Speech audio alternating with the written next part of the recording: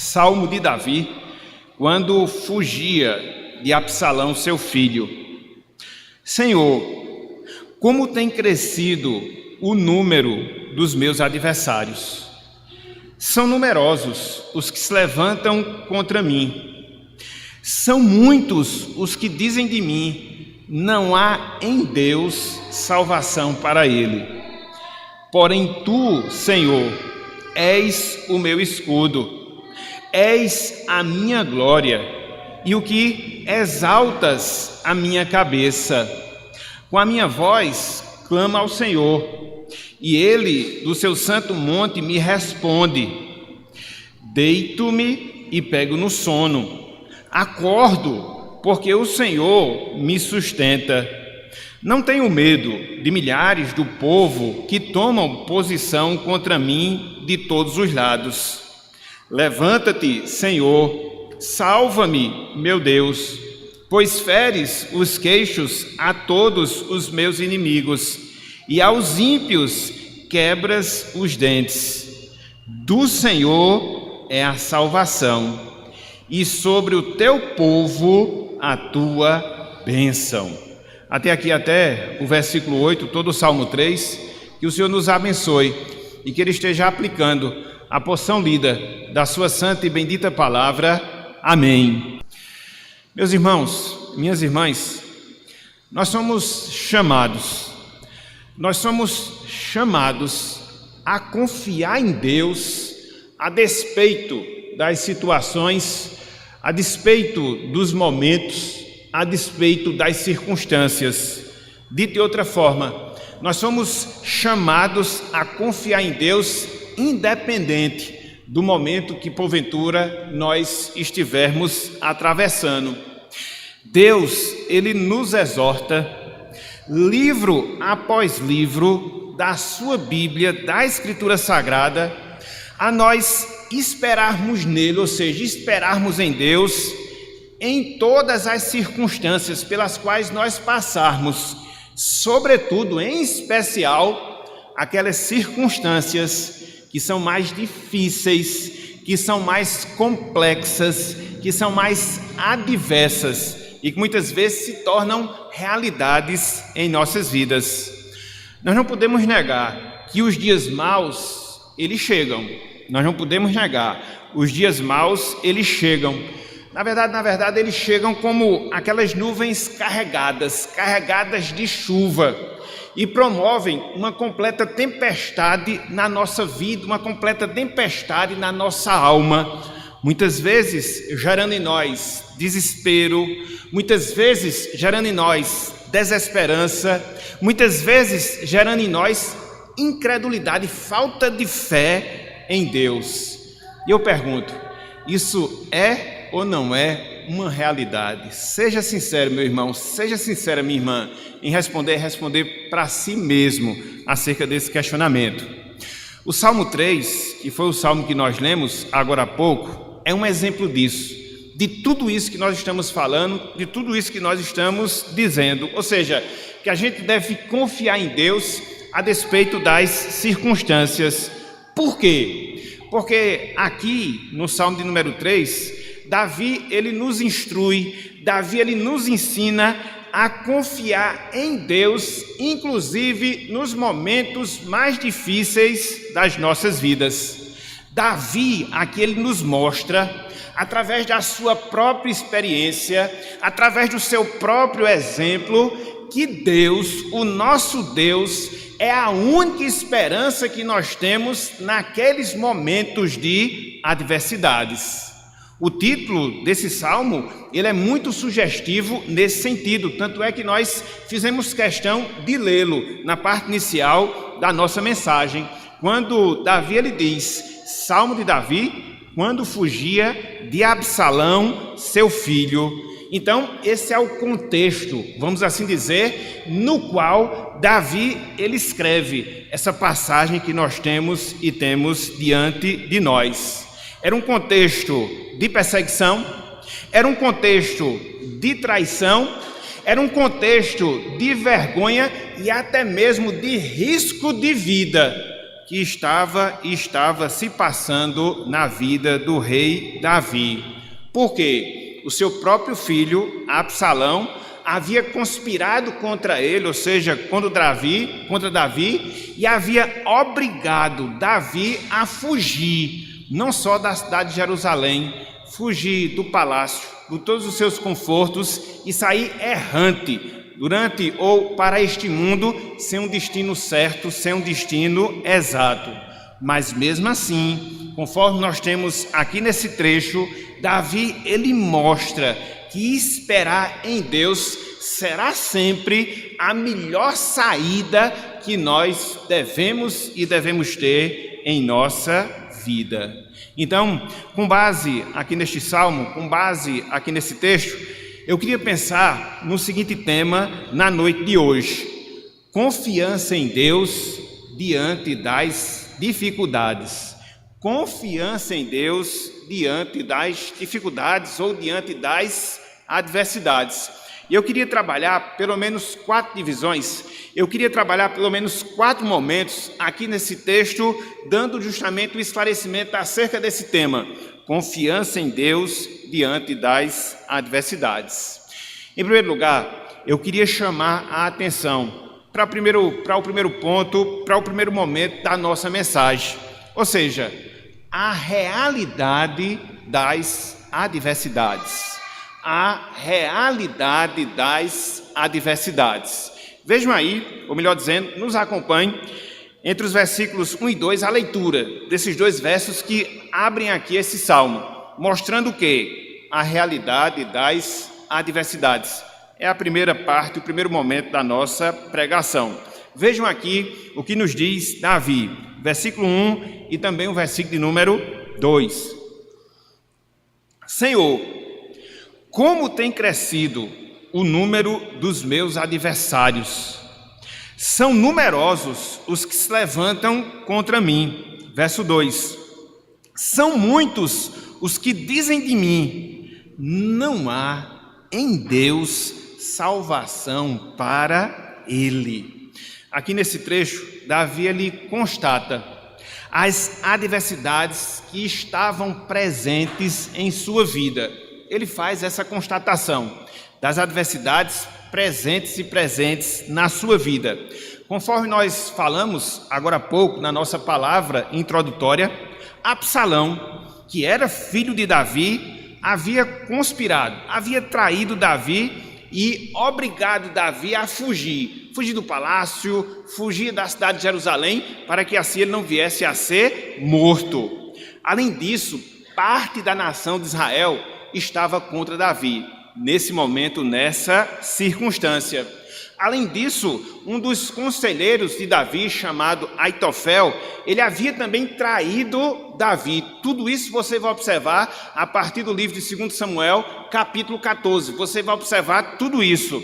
E se não bastasse, o filho, no caso de Davi, está contra ele. Se não bastasse, parte da nação também está contra ele. Se não bastasse um dos seus conselheiros ter traído Davi, Aitofel, na sua fuga, um homem chamado Simei havia amaldiçoado a Davi. Então, tudo isso aconteceu num pacote só. Tudo isso aconteceu dentro de um evento só na vida de Davi. É por isso que aqui, entre os versículos 1 e o versículo 2, ele fala de ter crescido o número dos seus adversários, ele fala de serem numerosos aqueles que se levantavam contra ele, dele falar que são muitos aqueles que diziam para ele, para Davi, que não havia salvação para ele. Então, o mundo, vamos assim dizer, estava contra Davi. E toda essa situação adversa, todo esse problema, todas essas tribulações, tinha um objetivo em relação a Davi: semear a incredulidade no seu coração, semear a incredulidade na sua alma. É por isso que no final do versículo 2, a acusação que Davi sofreu, ou aquilo que falou-se de Davi foi: não há em Deus salvação para ele, não há em Deus salvação para Davi, não vai ter como ele escapar, não vai ter como ele fugir, ele vai ser morto, não vai ter como ele evitar essa situação. Então, isso estava tentando produzir essa incredulidade no coração de quem? No coração de Davi. E quando a gente analisa toda essa situação, quando a gente enxerga todas essas verdades no texto, a gente percebe um ponto extremamente importante, uma verdade profundamente necessária e que é extremamente importante para cada um de nós, meus irmãos, minhas irmãs. Ou seja, os servos de Deus, eles foram, os servos de Deus, eles são, os servos de Deus, eles sempre serão atribulados. Pense numa verdade, pense num princípio que jamais a gente deve esquecer. Os servos de Deus, se não foram, os servos de Deus estão sendo, os servos de Deus, eles serão sempre atribulados.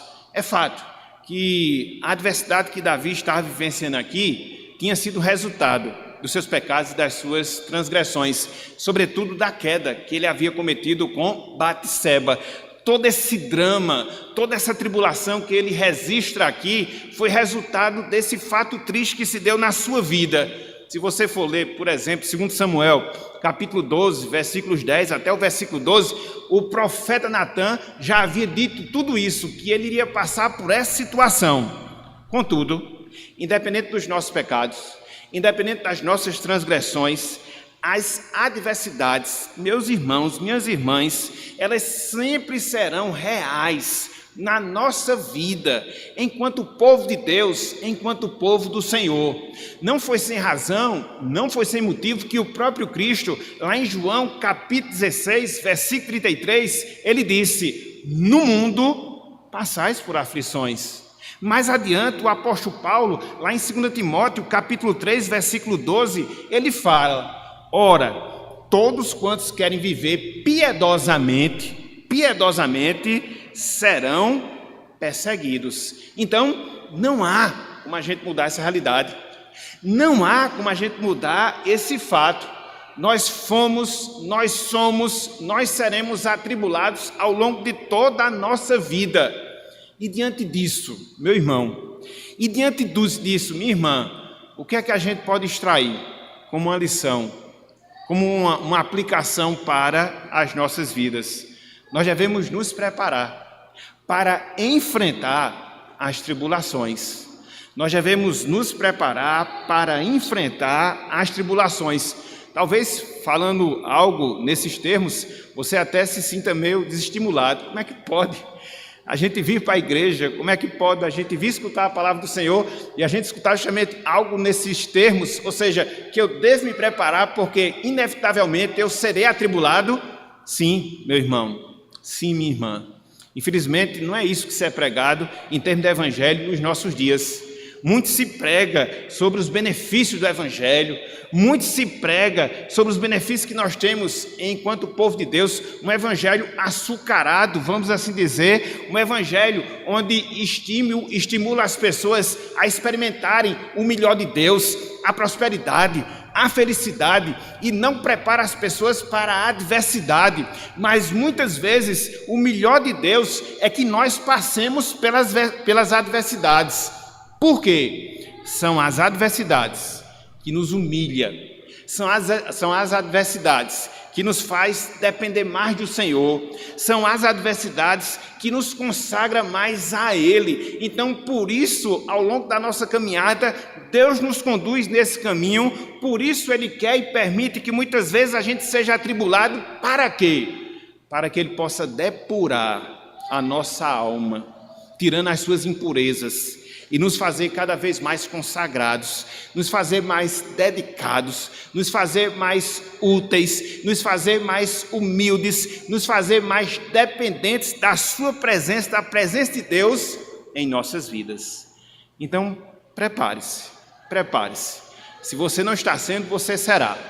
Eu não sei como, eu não sei qual vai ser a intensidade. O fato é, se você é cristão, a tribulação, mais cedo ou mais tarde, baterá à porta da sua vida. Não adianta nós enganarmos, falarmos outra coisa, porque quando ela chegar, você vai ver, ela vai ser muito real, ela vai ser nua e crua. E aqui eu me lembrei de uma frase que foi dita muitos anos atrás, que são mais antigos aqui, se lembra da pessoa, do congressista Ulisses Guimarães. Os mais velhos aqui vão se lembrar. Ele dizia o seguinte: não existe nada mais teimoso do que um fato. Não existe nada mais teimoso do que um fato. Um fato está lá. Quer você aceite ou não, quer você queira fugir dele ou não, o fato vai estar lá. A gravidade, ela é real, você não pode mudar. Da mesma forma, as adversidades, elas se farão mais cedo ou mais tarde presentes em nossas vidas. Por quê? Davi fala que as adversidades, elas são reais. Contudo, meus irmãos, contudo, meus amigos, Davi, ele avança dentro desse tema das adversidades. E se por um lado, conforme nós acabamos de ver, ele mostra a realidade das adversidades, por outro lado, ele também nos mostra as bênçãos que a gente desfruta diante das adversidades. As bênçãos que a gente desfruta diante das adversidades. Vejam aí o versículo número 3, Salmo 3, verso 3. Olhem só o que Davi aqui nos ensina. Ele diz: porém tu, Senhor, és o meu escudo, és a minha glória. E ele complementa: e o que exaltas a minha cabeça. É interessante porque em meio a toda a tribulação, em meio a toda a crise pela qual Davi passava, ele experimentava, a partir da sua comunhão com Deus, da sua apropriação de Deus, algumas bênçãos, alguns benefícios. Veja que essas duas coisas, elas não são inseparáveis, não, muito pelo contrário. Enquanto povo de Deus, a gente enfrenta a adversidade, sim, e diante dessas adversidades, uma vez que a gente se apropria de Deus, Ele gerará algumas bênçãos especiais em relação às nossas vidas. E Davi aqui elenca pelo menos três bênçãos, três benefícios. Em primeiro lugar, Davi tinha em Deus a sua proteção. Em primeiro lugar, Davi desfrutava de Deus a bênção e a bênção da proteção. É por isso que ele fala, no início do versículo 3, em relação a Deus, ele diz: tu és o meu escudo. Tu és o meu escudo. Aqui eu queria chamar a atenção para o significado da palavra escudo. A palavra escudo aqui, originalmente falando, ela não está se referindo àquele objeto de defesa que protege parte do tórax e do abdômen. Não. A palavra escudo aqui, ela tem um significado mais específico, ela tem um significado mais amplo. Ela se refere a um campo de defesa, literalmente falando, a um campo de defesa maior que lhe protege completamente. Protege aquilo que vem de cima, protege aquilo que vem de baixo, protege aquilo que vem dos lados. E era assim que Davi via Deus. Era dessa forma que ele experimentava a bênção de Deus.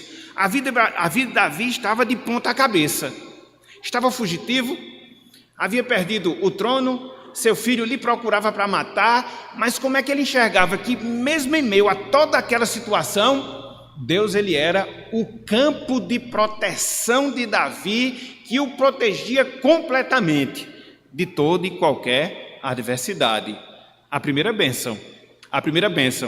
E Davi, ele segue, e ele destaca uma segunda bênção que ele desfrutava da parte de Deus, ou seja, a sua riqueza.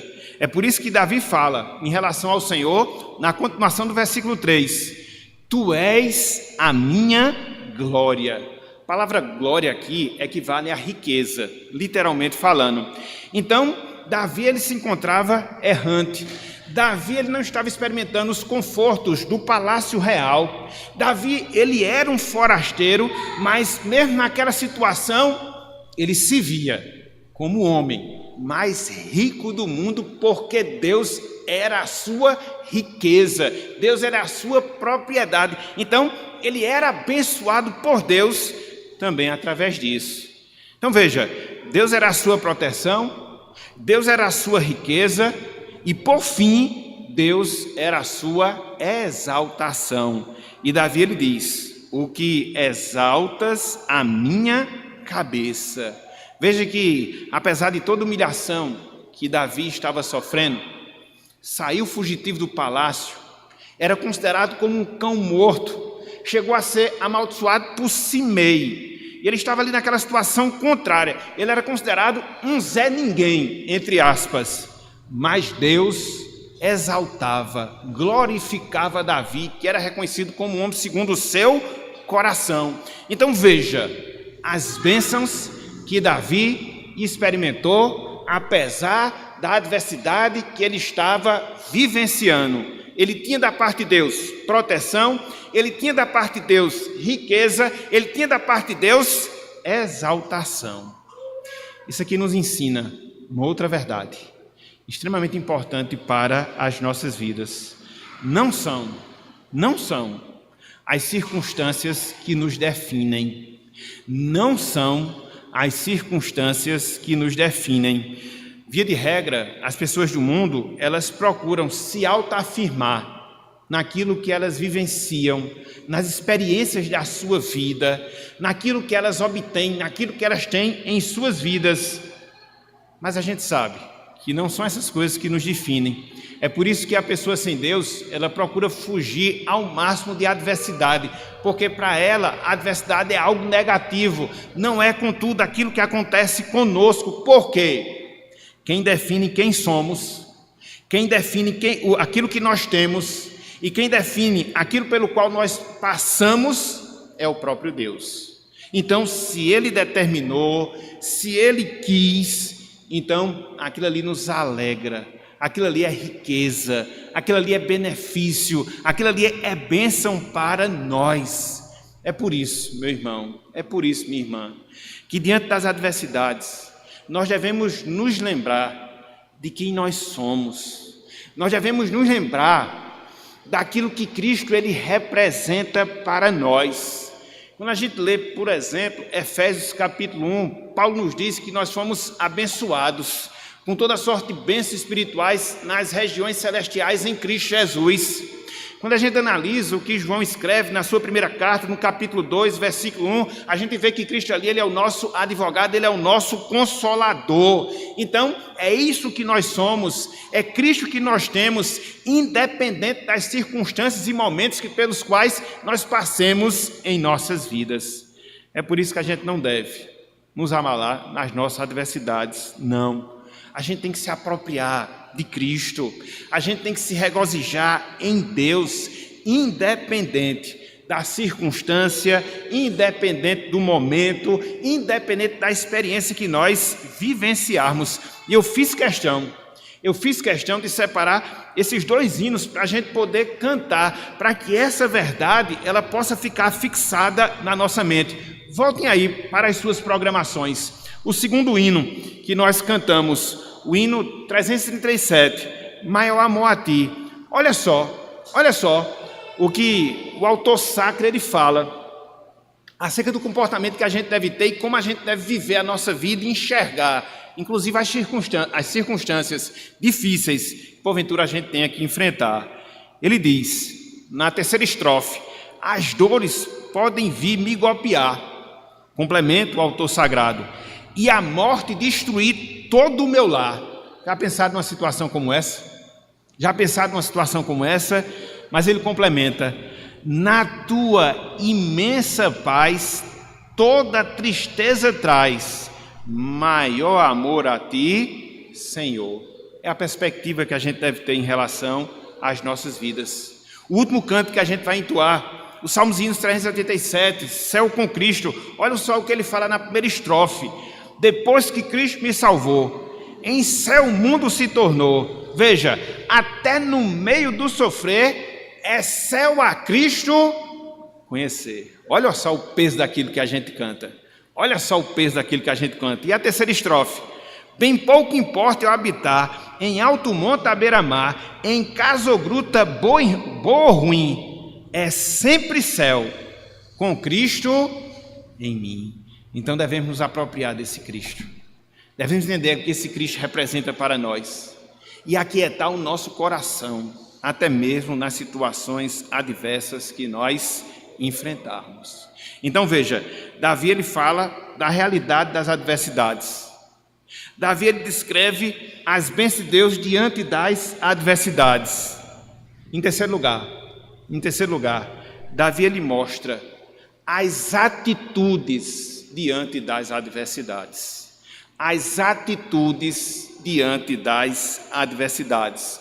Versículos 4, 5 e 6. Acompanhe conosco a leitura desses três versos, 4, 5 e também o versículo de número 6. Com a minha voz clamo ao Senhor, e Ele do seu santo monte me responde. Versículo 5. Deito-me e pego no sono. Acordo porque o Senhor me sustenta. Versículo 6. Não tenho medo de milhares do povo que tomam posição contra mim de todos os lados. O que é que esses três versos eles nos ensinam? Ele nos mostra a reação de Davi diante das adversidades. As reações de Davi diante das adversidades. Veja que Davi, ele estava sendo atribulado? Sim. Todos, pelo menos boa parte das pessoas, estavam conspirando contra ele? Sim. Mas veja que ele não se esquiva diante daquela situação, não. Mas ele age diante daquela circunstância e cada ação que Davi ele toma acaba gerando nele confiança na pessoa de Deus, confiança na pessoa do Senhor. E aí você fica a se perguntar, e aí você fica a se indagar, mas quais eram então essas três formas? Como é que Davi ele se comportava? Como é que ele agia diante da adversidade? Em primeiro lugar, ele orava. Diante das adversidades, Davi ele orava. Veja o que ele fala no versículo 4. Ele diz, com a minha voz clamo ao Senhor. E ele complementa, e ele, o Senhor, do seu santo monte me responde. A palavra clamar, que Davi aqui fala, ela traz uma ideia de gritar, de você alçar a sua voz ao Senhor, clamando, pedindo, se voltando para Ele em clamor. Era esse o comportamento que Davi adotava diante da adversidade. E por que ele fazia isso? Por que ele tinha essa postura? Porque ele tinha a certeza que Deus iria ouvir a sua oração. O seu clamor, o seu grito, a sua oração não ia passar de maneira indiferente a Deus, não. Deus iria escutá-la.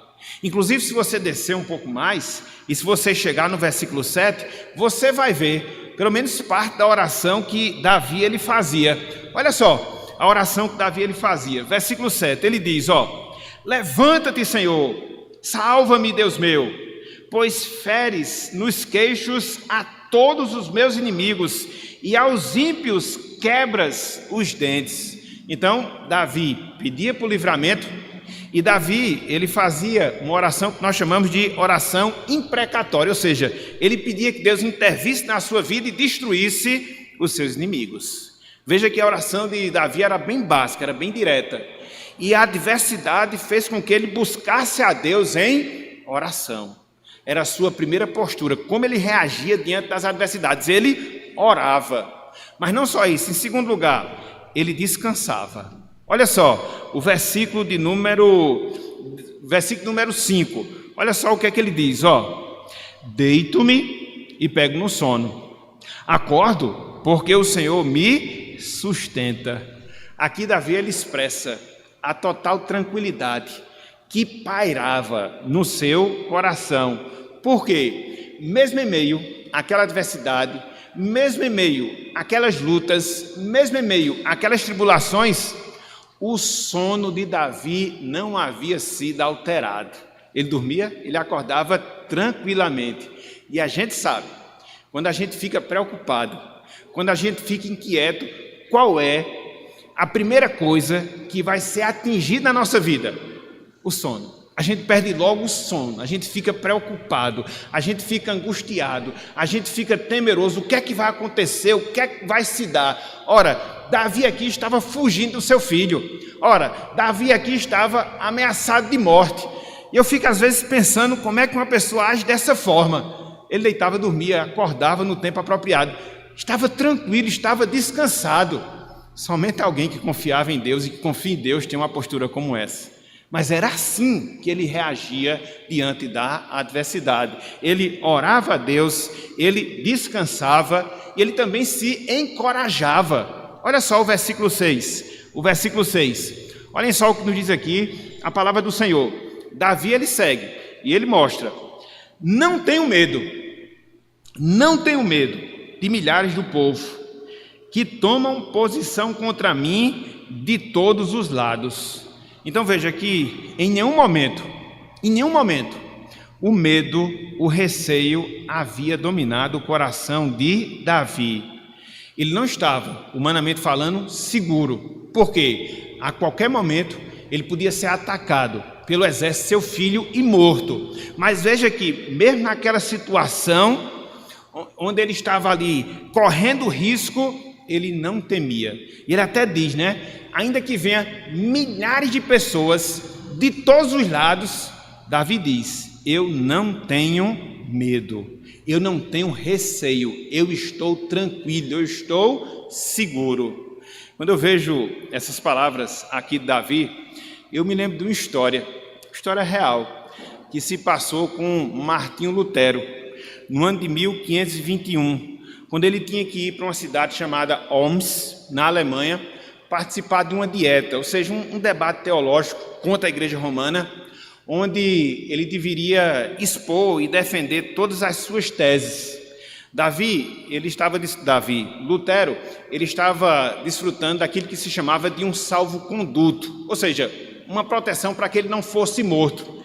Mas o salvo-conduto que era dado pelo Estado não valia para a Igreja Romana, que o tinha como uma barata e que procurava a toda custa matar Lutero, melhor dizendo, confundindo aqui por causa do texto. E aí ele se dirigia para a cidade de Homs, para poder fazer a sua defesa. Quilômetros antes da cidade, ele foi abordado por um amigo seu, chamado Espalatino, onde Espalatino ele aconselha Lutero a não ir, porque ele seria morto, a não ir para a cidade de Homs, porque ali o salvo-conduto não valeria. E aí Lutero falou algo que de certa forma faz coro com o sentimento que Davi tem aqui. Ele disse, abro aspas para Lutero: ainda que em Homs existam demônios como as telhas dos telhados de todas as casas, para lá eu irei e defenderei o Evangelho, mesmo que isso custe a minha própria vida. Ele agia sem medo, assim como Davi, mesmo em meio às adversidades. Então, tudo isso aqui, meus irmãos, minhas irmãs, nos mostra uma outra verdade, um outro princípio que deve nortear a nossa vida. Ou seja, que as tribulações, elas exigem de nós uma reação adequada. As tribulações, elas exigem de nós uma reação adequada. Via de regra, a gente reage de 3 formas diante das adversidades. Via de regra, a gente reage de 3 formas diante das adversidades. Em primeiro lugar, existem algumas pessoas que ficam atônitas, perplexas. Ela passa por uma situação contrária e parece que ela está ali anestesiada, ela não sabe nem o que está passando. É uma forma de você enfrentar a tribulação, a adversidade. Existe, em segundo lugar, uma segunda postura da gente murmurar, da gente se vitimizar, da gente reclamar por aquilo que a gente está vivenciando. Às vezes a gente se comporta dessa forma, às vezes a gente se comporta dessa maneira. A gente só reclama daquilo que a gente está experimentando, da dificuldade que a gente está vivenciando. É uma maneira de você reagir diante das adversidades. Mas existe uma terceira forma da gente reagir, aquilo que eu chamo de forma bíblica, que produz o quê? Confiança em Deus no nosso coração, que aumenta a nossa fé. E como é que a gente deve agir? como Davi ele agiu. Veja que as coisas aqui estão dentro de uma sequência. Em primeiro lugar, ele faz o quê? Ele ora. Em segundo lugar, acontece o quê? Ele descansa. Em terceiro lugar, acontece o quê? Ele não tem medo. Veja que a sequência aqui ela é perfeita. Ela começa onde? Na oração, que traz o quê? Descanso, que promove o quê? Ousadia. É assim que a gente deve agir diante das adversidades. Então, a gente deve pedir a Deus, meus irmãos, minhas irmãs, para a gente ter essa postura aqui de Davi. Dizem alguns, usando aqui uma linguagem do futebol, que a melhor defesa é o ataque. Então, quando você for acossado pelas adversidades, haja, reaja, não fique esperando, no dizer da música, a morte chegar. Não, faça alguma coisa. E o que é que a gente deve fazer? Orar a Deus, como consequência, descansar em Deus, como consequência, ter confiança no Senhor e não ter medo no nosso coração. É assim que a Bíblia nos exige a agir, a proceder. Então, façamos isso, pela graça e pela misericórdia do Senhor. Então veja, Davi ele fala da realidade das adversidades, Davi ele fala das bênçãos das adversidades, Davi ele fala da sua postura, das suas atitudes diante das adversidades. Em quarto e último lugar, confiança diante das adversidades. Confiança diante das adversidades. Vejam aí, o último verso, versículo 8, Salmo 3, versículo 8. Diz o seguinte: do Senhor é a salvação, e sobre o teu povo, o povo do Senhor, a tua bênção, a bênção do Senhor. Aqui ele declara, no caso de Davi, a certeza, convicção que existia dentro do seu coração. Ele é tomado por essa convicção profunda, independente das adversidades que estavam ali se fazendo presente na sua vida. E o que eu acho interessante aqui no versículo 8 é que ele responde à acusação dos inimigos de Davi no final do versículo 2. Então, o que é que os inimigos de Davi falavam contra Davi no final do versículo 2? O que é que eles diziam? Eles diziam, em relação a Davi, não há em Deus salvação para ele. E o que é que Davi respondia? Do Senhor é a salvação. Os meus inimigos podem até dizer que não há salvação para mim, mas Deus diz que há sim salvação para mim. Deus diz que é do povo dele a sua bênção. Então, era a certeza, era a convicção que Davi ele tinha no seu coração. E o que me chama a atenção, dentre algumas coisas, aqui no versículo 8, é que aqui no versículo 8, Davi ele usa alguns termos que estão relacionados às alianças que a gente faz com Deus, os pactos que a gente faz com o Senhor. Ele se refere a Deus aqui, o Deus Yahvé. É por isso que a palavra Senhor, a palavra está formada pelas letras maiúsculas, significando aqui o Deus Yahvé, o Deus da aliança. É por isso que ele fala aqui de salvação, é por isso que ele fala aqui de bênção. Então essas três palavras, elas estão associadas à aliança que Deus ele faz com o seu povo. Isso aqui nos ensina, meus irmãos, minhas irmãs, de que quem está, preste atenção nisso, quem está em aliança com Deus pode contar com a presença de Deus e também as suas bênçãos, mesmo nos momentos mais difíceis que essa pessoa passar na sua vida. Quem está em aliança com Deus pode contar com a presença de Deus e com as suas bênçãos, mesmo que sejam nos momentos mais difíceis da sua vida. Isso é o que acompanha todos quantos estão em aliança com o Senhor. Acompanhou Abraão, acompanhou o próprio Davi, a salvação, a bênção, a presença de Deus, e conosco não é diferente, meu irmão.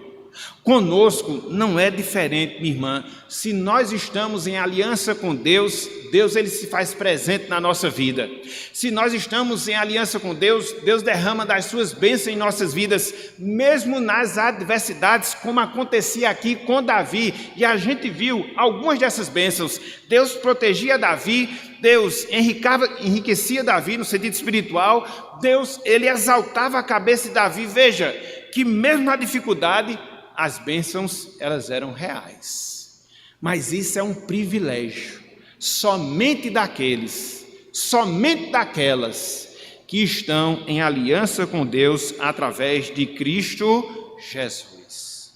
Então, meus irmãos, minhas irmãs, firmemos o nosso coração nessa realidade, firmemos o nosso coração nos benefícios que nós temos em Cristo, a partir da aliança que nós temos com Deus.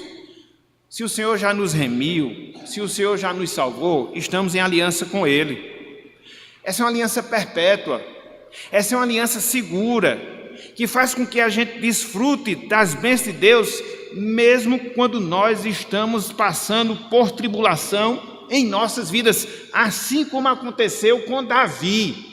O mundo estava conspirando contra, as adversidades elas eram reais, mas todo esse contexto negativo, nefasto, não impediu, melhor dizendo, de Davi experimentar as bênçãos do Senhor. E por fim, ele foi salvo. Absalão morreu, Davi voltou ao trono de Israel e continuou a reinar até o final da sua vida. Por quê? Porque Deus ele era com ele. Por quê? Porque Davi confiava em Deus. Por isso dizia, repito, do Senhor é a salvação, e sobre o teu povo, o povo de Deus, a tua bênção, a bênção de Deus. Então, na noite de hoje, meus irmãos, meus amigos, nós vimos 4 lições, ou 4 pontos, sobre confiar em Deus, não quando as coisas estão boas, mas confiar em Deus quando as coisas elas estão contrárias. E a gente viu a partir do ensinamento de Davi, que em primeiro lugar via as adversidades como algo real, que acompanha qualquer servo, qualquer serva de Deus ao longo desse mundo. Contudo, apesar disso, conforme Davi aqui nos ensina, ele experimentava as bênçãos de Deus em meio a toda aquela adversidade. Mas não só isso, Davi, reagia de maneira correta, mesmo sendo atribulado. E mesmo diante de toda aquela tribulação, ele tinha uma convicção firme no seu coração, que Deus lhe salvaria e que Deus lhe abençoaria, como de fato salvou e abençoou a sua vida.